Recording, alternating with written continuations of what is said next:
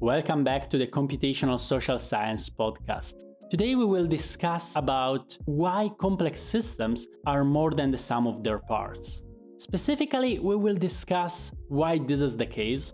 Then we will discuss why this concept is actually quite problematic and it can be misleading for a lot of people. And then we will sum up trying to see what we can do to improve all of this.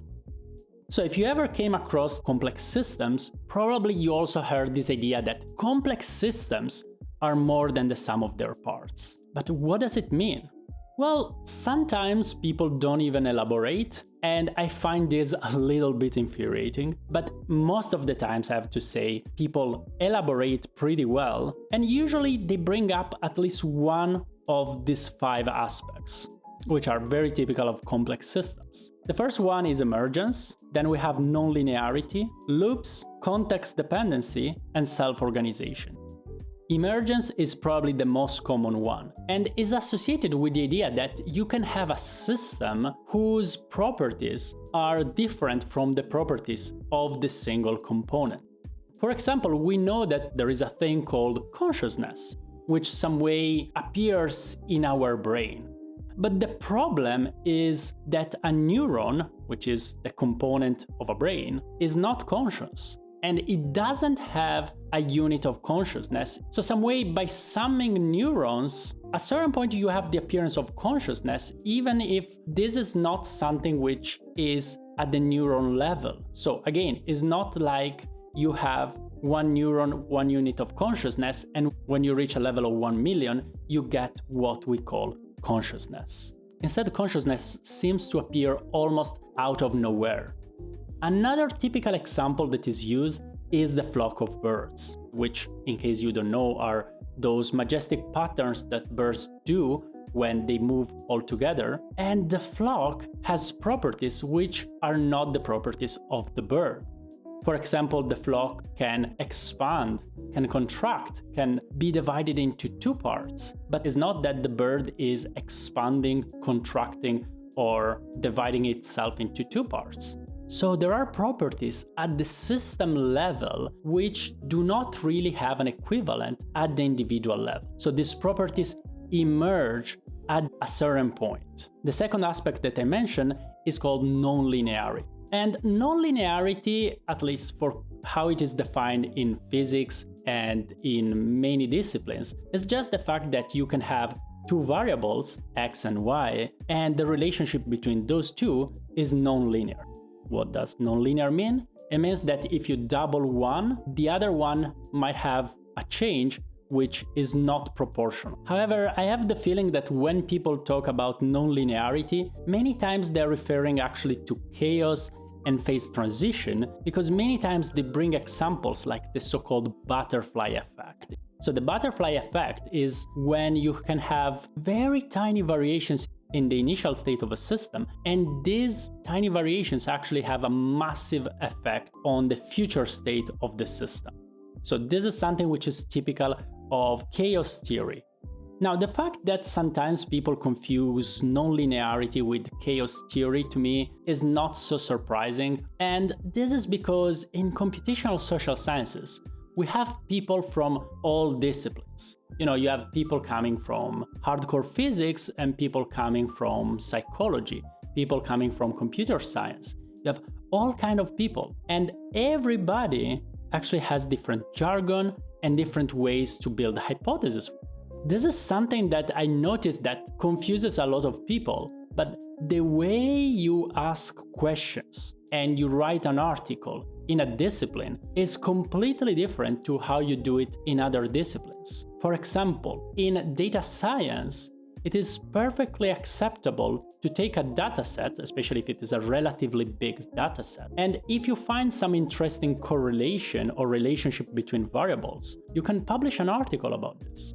This is perfectly fine. In other disciplines, like for example in the social sciences, this is not so well accepted, because usually when you are analyzing relationship between variables, you want this to be backed up by some theory. So try to keep in mind that when you use language in computational social sciences, you need to be ready to adapt to your audience. Because sometimes people might use a term that you are very aware of, and they might use it in a completely different way.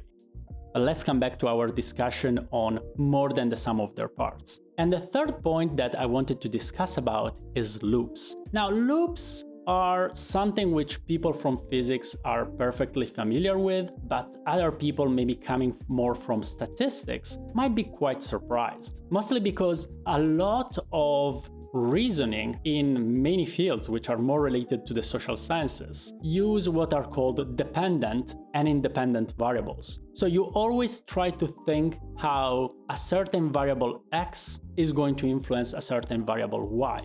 Now, this is perfectly fine, but there are many situations where you do not have this clear relationship. For example, a lot of my studies are in a field called opinion dynamics. And in opinion dynamics, we have that people influence each other. So you can have a person that influences other people around them, and then these people can influence other people, and the other people can influence other people. But some of these people might be also the person at the beginning. So you have a continuous influence of one person influencing other people, and even if at a certain moment you might have that X influences Y, in a future state you might have that Y influences X.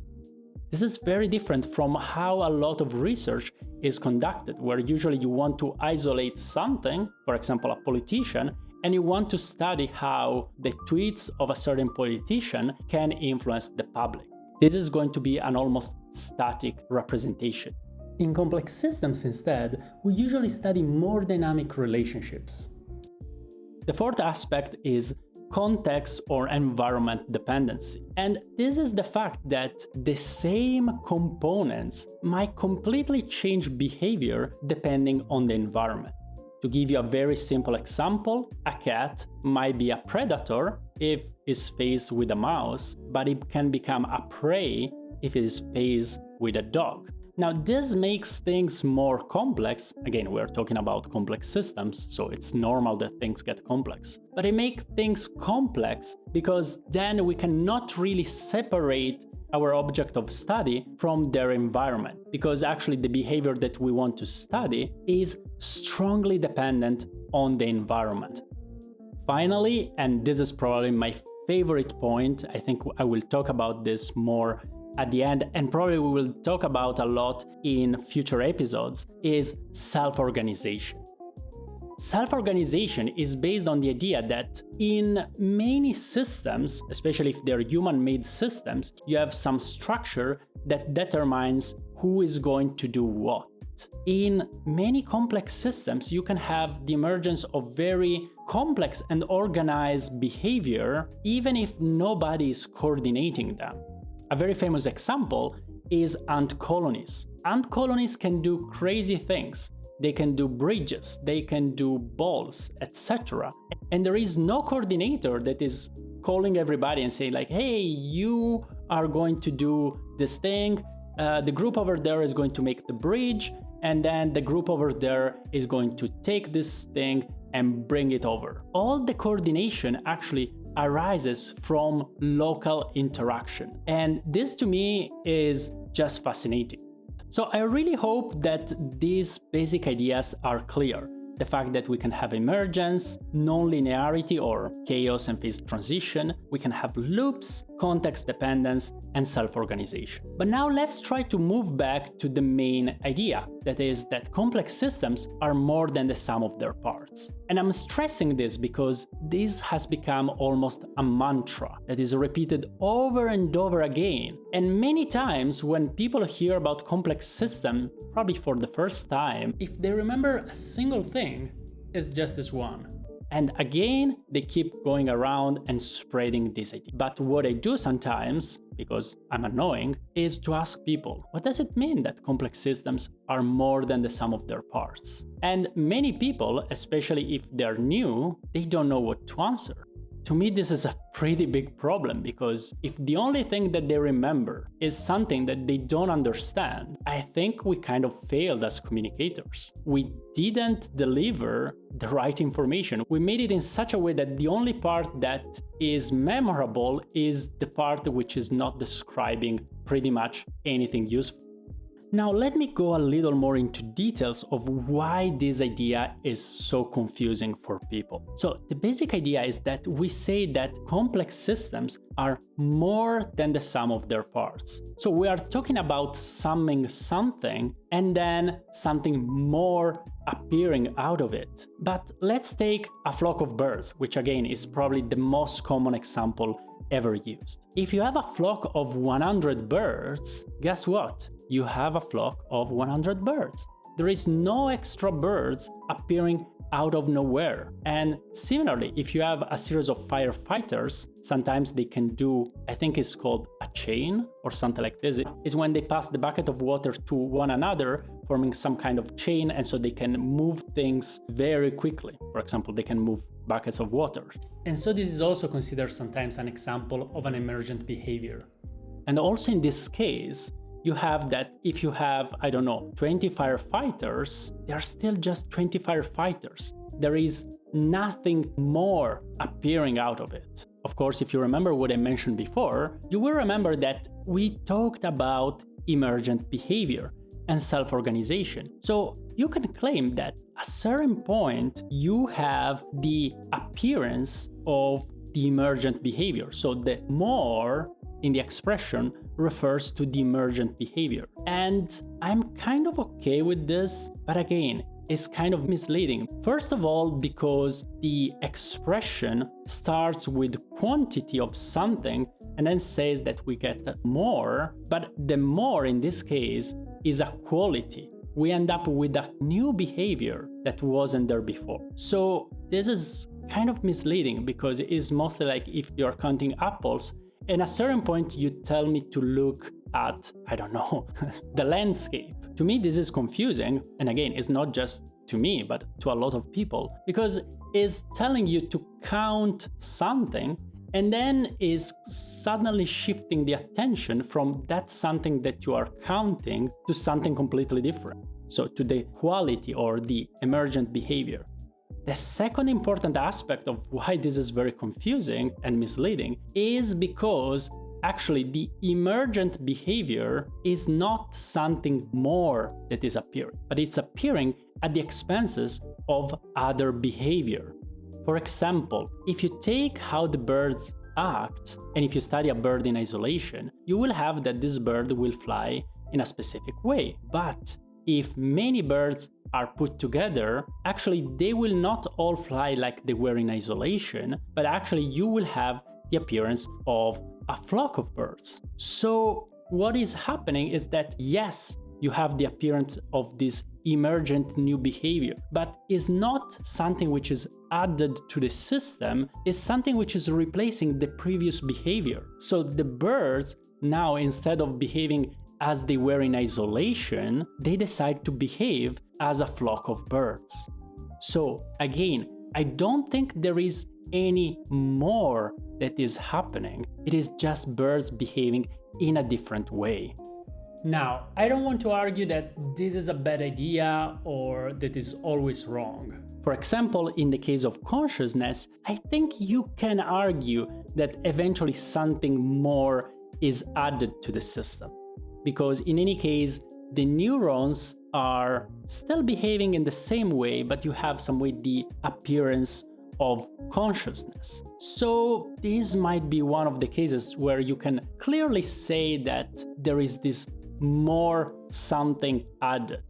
The reason why I don't like this expression is because, again, it is used for explaining something, and I think this something is way better explained by just talking about all these effects like emergence, nonlinearity, self-organization, etc.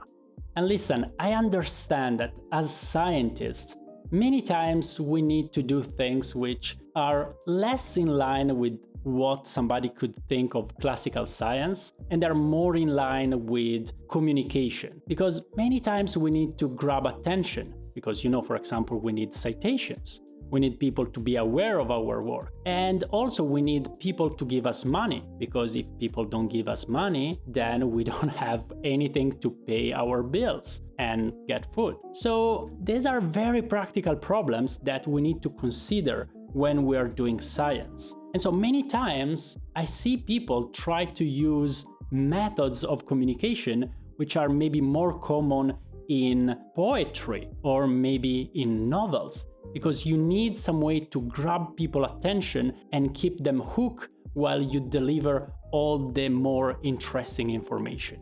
However, I'm also afraid that a lot of this can backfire. Indeed, in recent times, many scientists complain that the public doesn't trust us anymore. In some way, they put science at the same level of faith and magic. But if the way in which we explain science to the public is very similar to how magic is explained, with this kind of weird concepts which people don't understand, that something can almost magically appear out of nowhere, then we have that we are actually the people that are pushing them to think that science is pretty much the same as magic. And so that the only thing that changes is that instead of believing in a very old book, they need to believe in, my PhD thesis. Again, I completely understand why people want to use this sentence. I think it's memorable, is very interesting, but at the same time, I'm afraid is actually dangerous. Not super dangerous, but I think it's doing more harm than good. At least, this is my personal opinion. I might be completely wrong here. I really hope that this discussion could help you in understand better the idea of complex systems, or maybe just in getting more aware of how we use language when we spread information about science and complex systems in general. If you have any comment, you can reach me out on social media, and I wish you all a wonderful rest of your day.